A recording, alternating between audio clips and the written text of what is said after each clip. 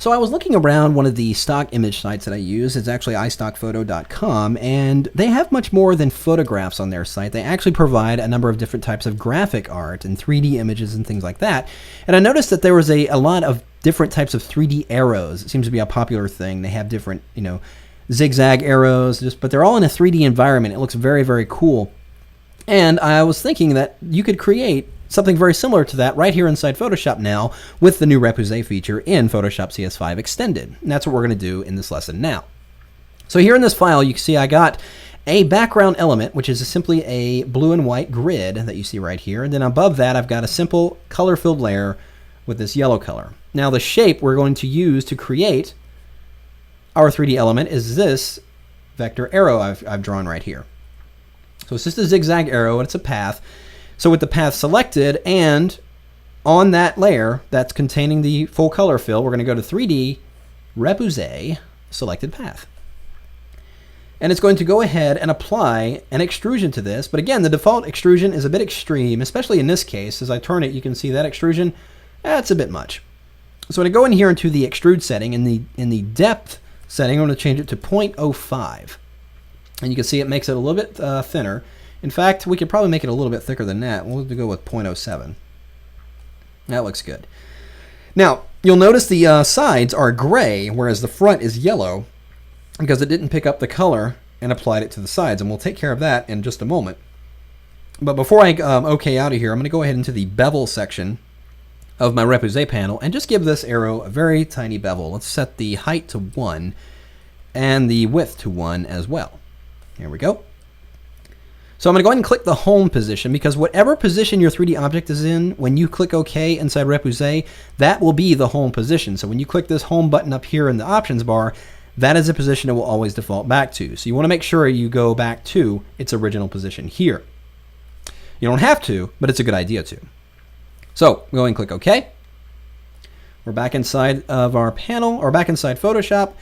And there's our 3D layer. Now remember, those sides I mentioned are gray, so if we just rotate the object a little bit here, there's the gray sides. You simply go into your layers panel, and right here where you see layer 1 extrusion material, you simply double click on that and it opens it up as a separate document. And all you need to do is fill this document with that same color. I'm just going to press Option Delete since that color is still set in my foreground swatch. Close it and save the changes, and there the arrow is updated. So let's go ahead and put that back in the home position. And now we're going to take that grid layer behind it and go ahead and make that a 3D postcard. So we'll go under 3D, New 3D Postcard from Layer. So the difference is, instead of Repoussé, which actually applies an extrusion, the 3D postcard is just a simple flat 3D layer. There you can see right there. So now what I want to do is actually merge these two 3D objects together. We've got two 3D layers. I'm going to go ahead and select them both. Go under 3D and go down here to Merge 3D Layers. And it's going to go ahead and merge those two. And typical to what happens when you merge 3D layers is that sometimes items jump around or end up hiding behind another 3D object. In this case, if you just take the Rotate tool from the toolbar and rotate this around, you can see there's the arrow behind it. So now we got to bring that forward. So go back into the original position here. We're going to go and open up the 3D panel. And inside here, we're going to go over to the Mesh section. Right inside here, and it's trying to load Mini Bridge. It's taking a minute. There it goes. So we'll go into the Mesh section, which is the second icon over, and we're going to select on the background copy, which is that grid. And we'll grab inside of the tools here the 3D Mesh Slide tool. Now this is different from the tools over here in the toolbar, whereas these tools rotate the overall object, and these will rotate individual meshes. In this case, we want to modify the background element. So we'll grab that Mesh Slide tool, click and drag up, and that pushes it back in space. And then you'll see the arrow appear just like that. So now if we turn off that background layer and rotate the overall object, you can see the arrow is now sitting above it. Very nice. Okay, now what we need to do is scale these objects a little bit. In fact, I'm going to go ahead and scale the arrow down just a little bit, as well as scale the background. And notice I'm not selecting them in here in the the 3D panel, whereas you can just hover your mouse over and highlight specific meshes. In this case, the background, I'm just going to scale it up. Pretty big, not too big. And the reason why I want to go pretty big with that is when I rotate it in 3D space here, it tilts it and is going to make the background a little bit more visible, probably more than you want it to be. So this is going to take some, and again, I've told a lot of people that working with 3D, especially if you're brand new to it, is going to take some practice, especially moving objects around in 3D space. Notice I'm just using the rotate and roll tools to just maneuver this object into position, sliding it around. I'm going to slide it forward a little bit so we're seeing more of that background. There we go. And we'll just nudge that up a little bit. So much fun. Now, let's assume we've got it in position where we like it to be. Now what I want to do is add some lights because it's too flat right now. That's because there are no lights at all. If you go over to the light section, there's no lights assigned. We're going to go ahead and add a new spotlight to this scenario. You can see the light has shown up, but we need to see it a little better, so we're actually going to turn on the 3D light wireframe. And now we can see the light. I see the light. So now let's go ahead and rotate this around. And again, like the other tools when you're manipulating a 3D object, you can manipulate the light by sliding it towards you, sliding it up in space.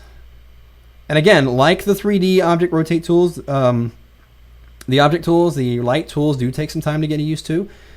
Notice it's a little bit of a narrow scope of the light, so I'm going to go into the fall off section here and actually change this to 75 to widen the scope of the light. There it is.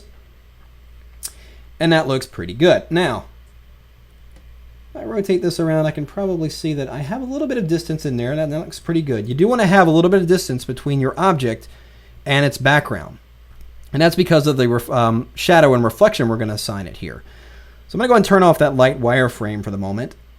And we're going to now add the reflection and shadow properties. Now, recap what we've got so far. We've taken those two layers, merged them together, and simply manipulated them and maneuvered them into the position they are in now, and then added our spotlight.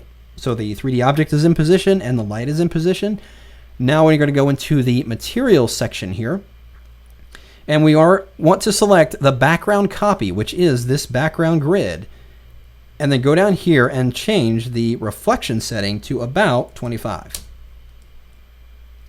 Now we don't see an obvious change because we haven't rendered it yet. But before we do that, I'm going to jump over to the lights section one more time. And down here where it says create shadows, leave that checked on, but I'm going to set the softness to about 10. So it's not a really, really harsh shadow when we go and apply it. So all those settings are in place. Let's go ahead and have a look at what we've got. We'll go over to the scene section, which is the first icon here. Go down to the quality menu here and choose Ray Trace Draft. And that's going to do a quick progressive render. And it's going to show us what we've got. So you can see it's rendering the shadows. And we can see the reflection in the surface here. And this is making a huge difference. When before it was just a 3D arrow sitting on top of a background. It didn't look very dimensional, though it was in 3D. But now by adding the reflection and shadow properties, we're getting a much more realistic scenario in creating that 3D arrow on a cool background. So not necessarily, it isn't really necessary to go and get stock images of arrows anymore. If you have the time, you can create your own custom 3D arrows right here inside Photoshop.